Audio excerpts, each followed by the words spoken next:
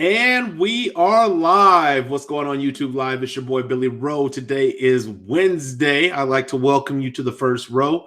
If it is Wednesday, you should already know what that means. It's time for your Wednesday word. That's Wednesday word. Jumping straight into it. Tonight's topic is more connectivity, less connection.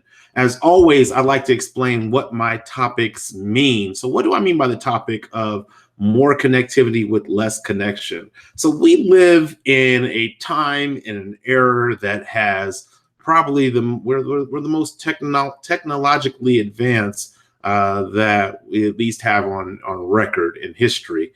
We are able to connect with people visually through cell phones, through the internet, just all kinds of technology that we have to connect with one another.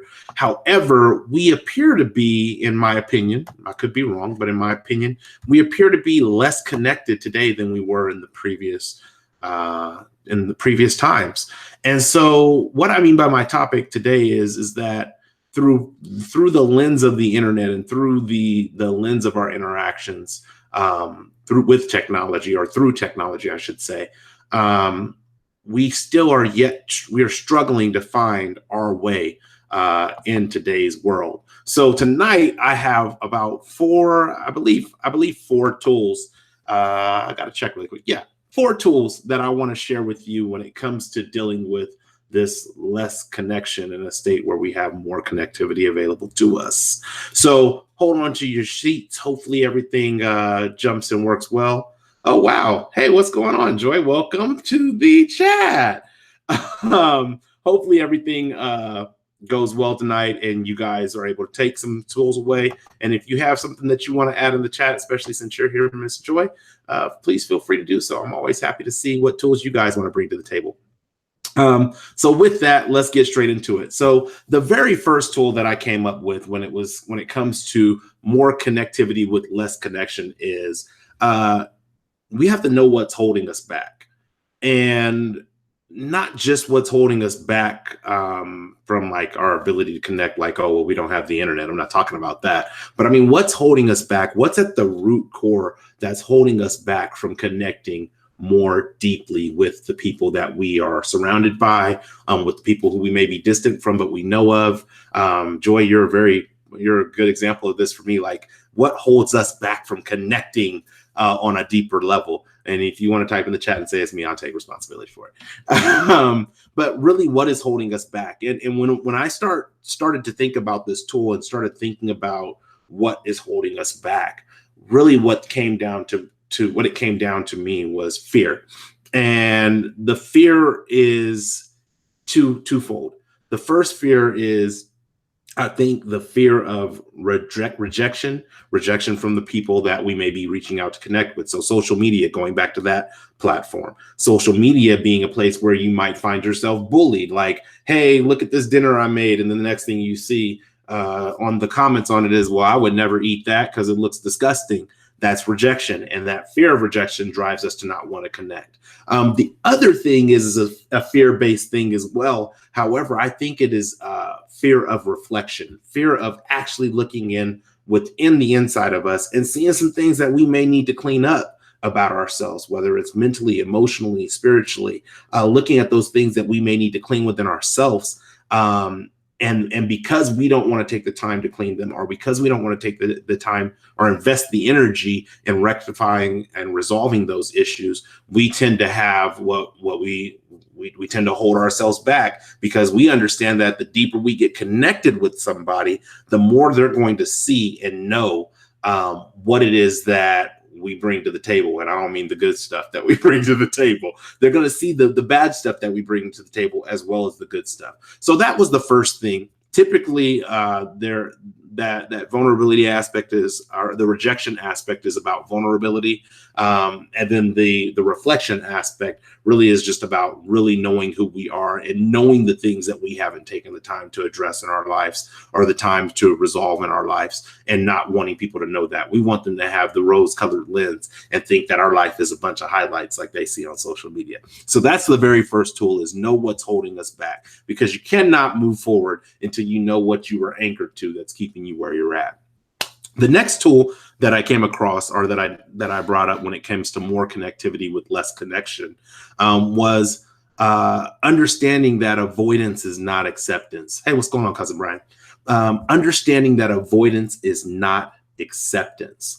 I think that the mind is a very cunning device that we can use and manipulate to change negatives into positives, and sometimes positives into negatives, but in this case, negatives into positives, where we feel like if we do not connect, if we are not deeply rooted in relationships with people, we feel like the avoidance of that means, oh, well, people are just, I'm accepting me for who I am.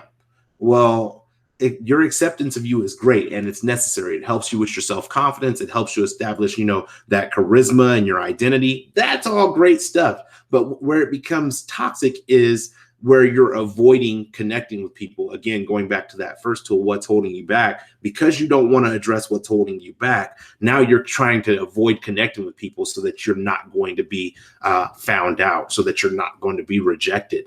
And so that avoidance is not acceptance. Is don't allow your mind to trick you into sitting in a bubble and saying that, yeah, this bubble is where I want to be. I tell people all the time, like, I don't believe that as humans, we don't want to be loved. I don't believe as humans that we don't want to be connected, that we don't want to be understood, that we don't want people to have compassion and sympathy and empathy and emotions for us and towards us. I don't believe that. What I do believe is that we can put ourselves in a mindset to say, you know what?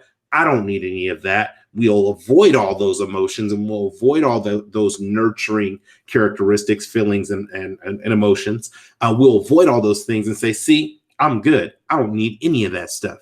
I don't need no man. I don't need no woman. No, you don't need those things, but that also does not mean that you would not like to have those things. So that's tool number 2, is avoidance is not acceptance. Hiding behind your edited online persona does not mean that people are accepting you because you have 60 billion followers, even though there's not 60 billion people on the planet.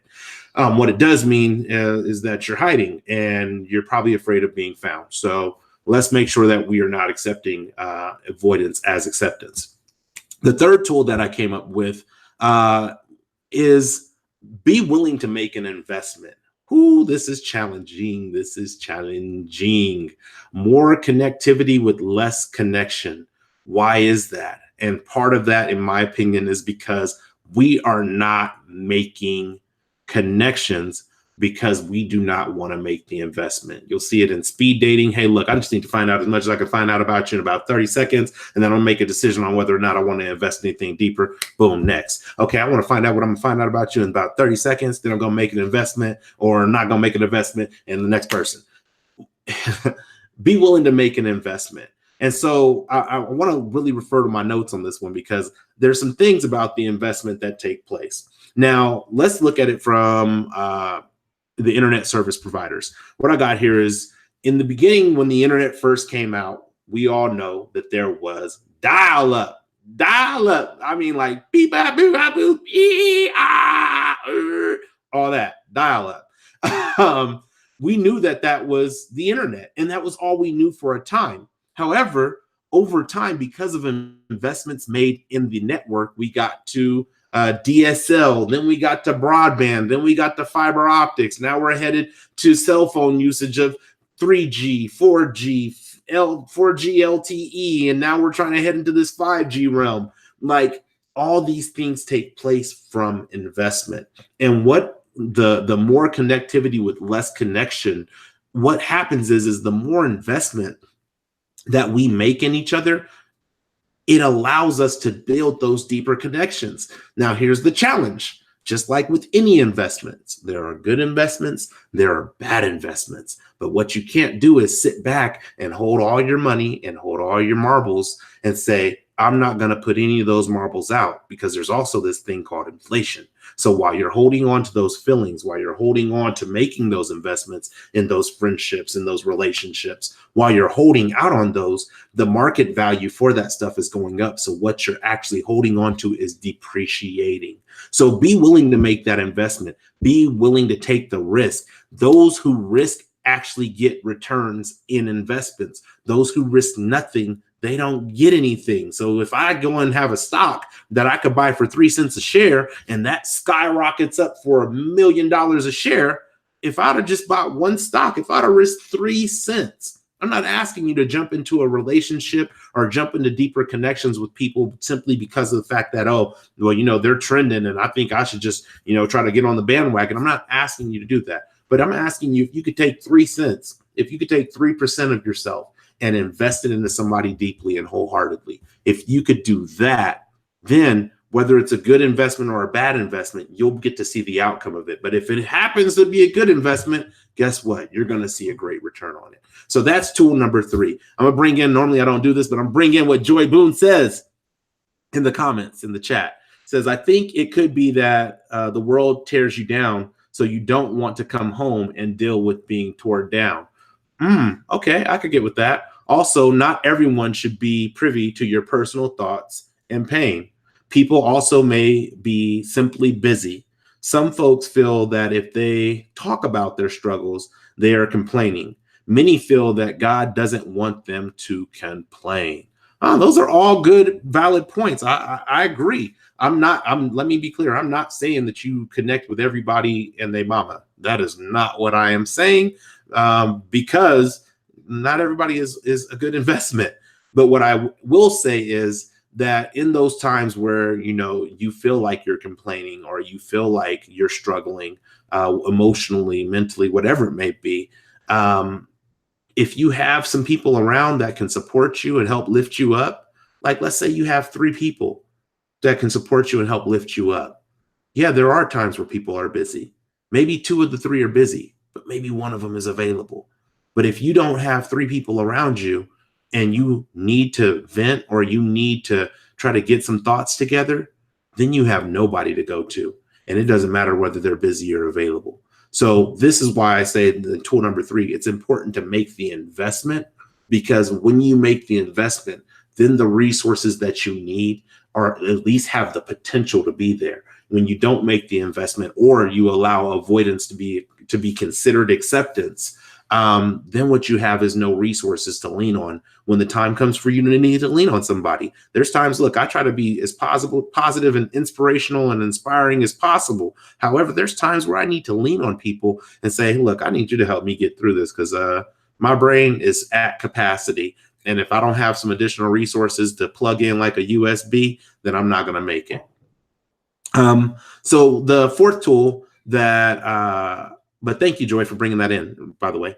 The 4th tool that I would like to share with you when it comes to more connection or more connectivity with less connection, and it's the final tool, is it's probably scary for both sides.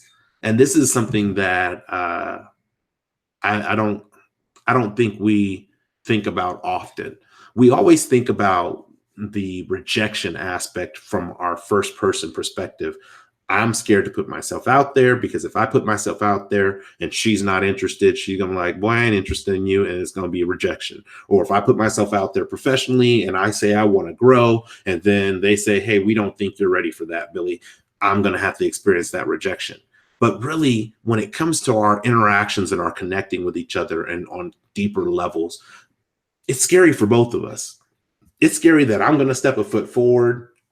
They're going to say no. It's also scary, even if I step the foot forward first for the other person. Okay, he stepped his foot forward, but is he going to hurt me or is he just manipulating me to try to step my foot forward to say, ha, now I know all your dirt and I'm telling everybody that you got problems. Like, it's scary for both sides. And when you start realizing that it's scary for both sides, the best way to overcome that is to get rid of the unknown. And how do you get rid of the unknown? Is through communication, communicating openly, honestly, transparently, and really taking some serious time and reflecting on the things that you truly want. If you really want a relationship, if you really want a promotion, if you really want this new car, when you start really communicating with yourself transparently and then transparently communicating with other people, all of a sudden it's like, dang, they have a really nice car that they're looking to sell. I really want to buy a really nice car I'm looking to buy. And now you can have transparent conversation. We sometimes, I think, confuse connecting deeply with people in regards to like negotiation. Like, okay, I'm going to negotiate this piece with you and you negotiate this piece with me. And then we're going to end up somewhere in the middle. And hopefully we both kind of get this win-win. 7 Habits of Highly Effective People says, always think in the state of mind of a win-win. Always seek how you can create a win for yourself and a win for the other party so that there is no losers. We are so conditioned sometimes in negotiation to going, well, I want to win and I ain't really trying to lose. So then that means you have to lose. So I win. Think win-win. What is the best possible outcome for connecting with somebody deeply and intimately? I don't mean sexually intimate, but just intimately, to be truly intrinsic in their life. What is the win-win scenario for that? And how do you make it comfortable and remove those questions and those stories that we tell ourselves? It's by being open and honest and communicating. If you have a fear about something, you might want to bring that to the table. Hey, you know what? I've had relationships like this before in the past, and they've kind of not worked out for me. And I've done some reflection. Here's the things I think I could have done better, but here's the things that I need in order to have peace of mind. Nothing's wrong with that. I think that's A-okay. It's called communication versus I'm not going to say anything because I kind of like them and I want them to like me. So I'm not going to say any of my fears or my concerns or my past experiences that are struggles and issues for me today. I'm just going to kind of like play it by ear. And then what happens is an issue comes up that you don't address correctly because you didn't tell them that was going to come up. And now you feel like, oh, well, then they just left out of the blue. They rejected me. See, I knew it. The moment I tell somebody, they leave. Okay. It happens. Really quick. So that's the fourth and the final tool. Really quick. Let me go over these tools. I want to bring in one more thing. What Joy has said in the chat, but really quick to go over those tools. The first tool again being know what's holding us back. Understand what your anchor is, what's keeping you in place so that you can break free from it and move forward. The second tool is avoidance is not acceptance. Don't play the mind game with yourself. You can only lie to yourself for so long before at some point you run into a mirror and you see all the baggage that you've been carrying behind you. Number 3 is be willing to make an investment. Some investments are good. Some investments are bad. You got to be willing to make the investment. You got to be willing to take a risk. That person also is going to be taking a risk, which leads us to number 4. It's probably scary for both sides. It's not just you who's has these fears or who has these reservations for moving into deeper relationships. Because if it was just you, everybody else would have deeper relationships and you'd be the only person who doesn't. It's not just you. It's many of us. It's if not all of us have these fears and have these reservations on moving into deeper connections. But we have the technology, we have the ability to connect on a much, much deeper level. And so we should start looking to take advantage of that in any way that we possibly can and really build strong relationships. So those are the tools that I came up with for more connectivity, less connection. Really quick, I want to bring in what Joy Boone says. How do you know that someone genuinely wants to help you and not just relish in your pain? Oh man, we had a show last night on Intersation Panels about what are you jealous about? And part of that was, the my life is better than your life campaign and our complex. And so I think the best way to look at that is a couple of things. Is a person listening to what you're saying? Is the person, if you can see them, body language, do they seem to be happy about what you're saying? If you're communicating pain and they're communicating joy, then that's a problem. No pun intended, Joy.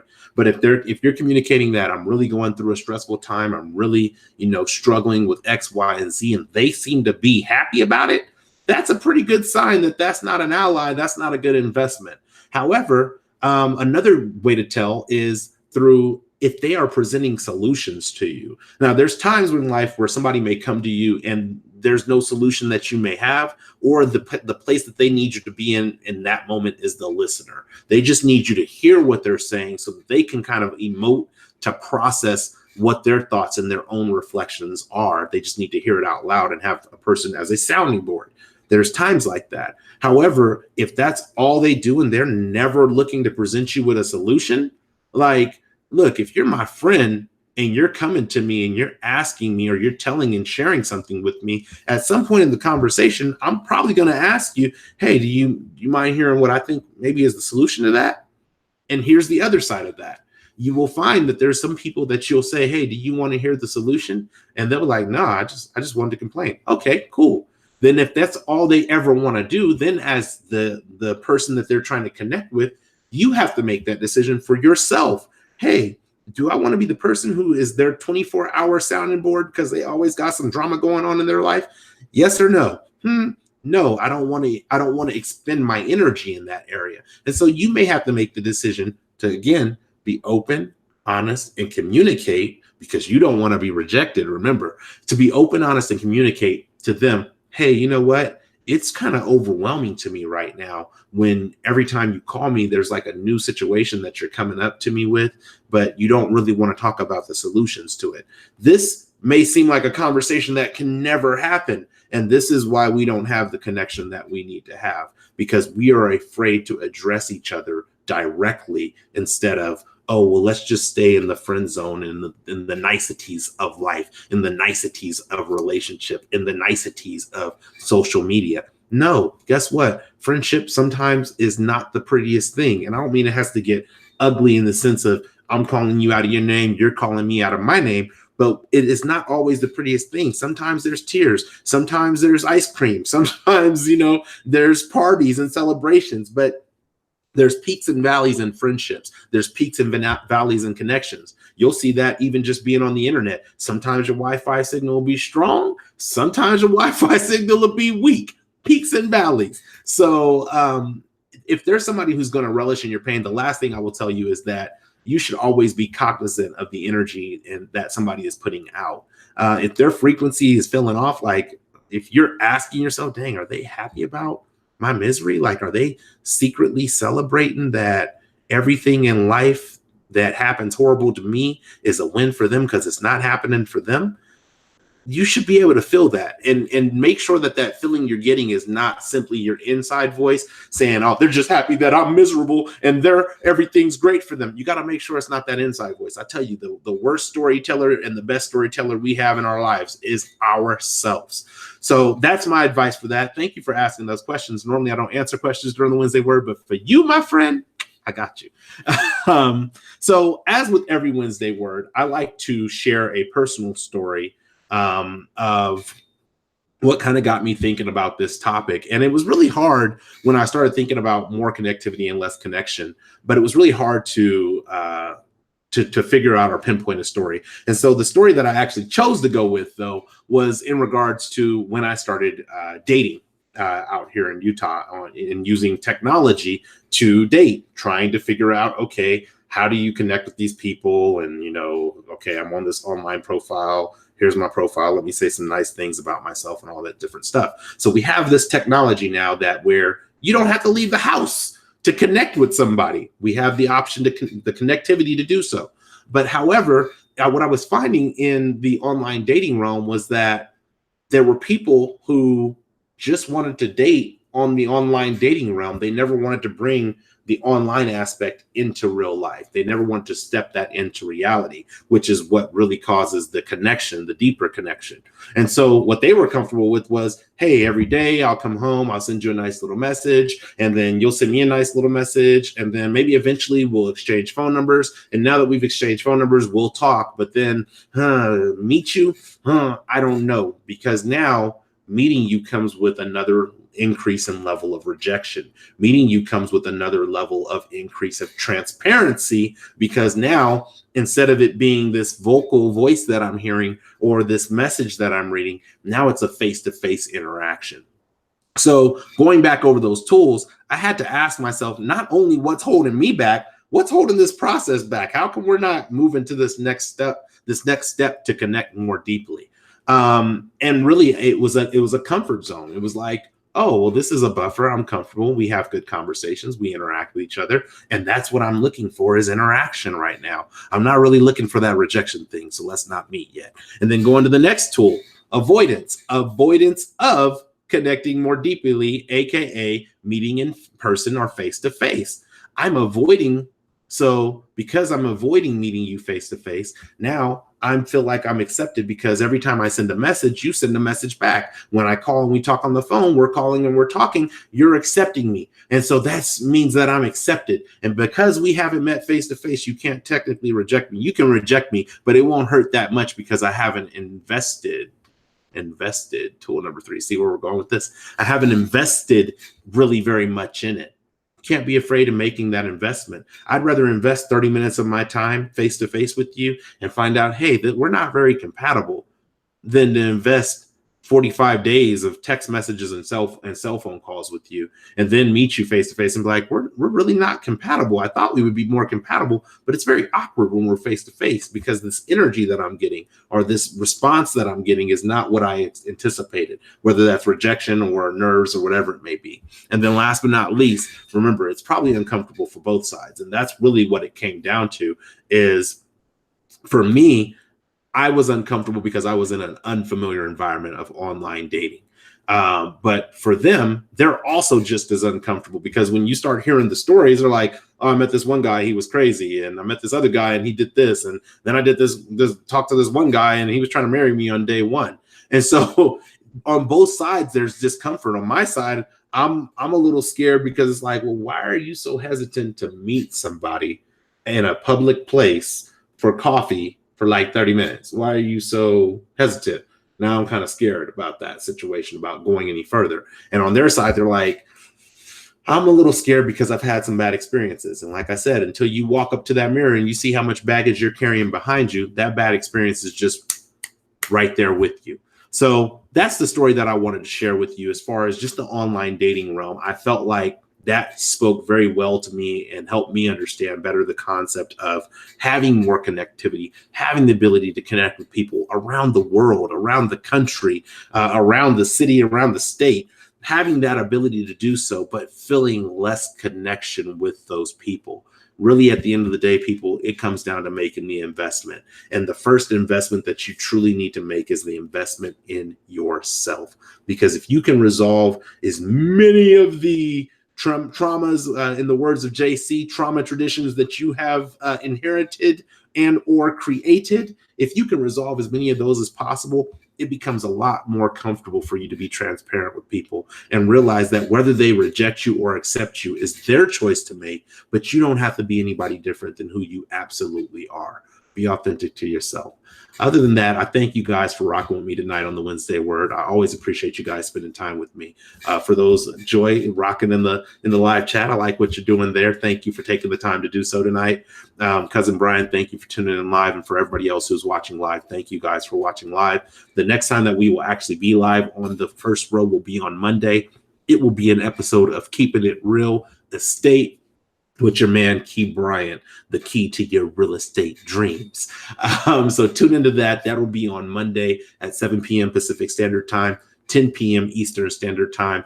Topic to follow shortly. But other than that, as always, thank you guys for rocking with me in the live chat. For those who are watching via the replay, thank you. If you would like to comment on this video, please feel free to do so. We interact with you guys past this time this video is produced. We interact with you guys up until the first week of it being released. So you have 7 days to make a comment and we'll come back at you with a response. But other than that, if you like this video, please share it. If you share this video, please like it. If you have not already, please remember to subscribe to the first row and click the bell so you can be notified when we are live. But we look forward to seeing you next week on the first row. Thank you. Until the next time, one love, peace, and God bless.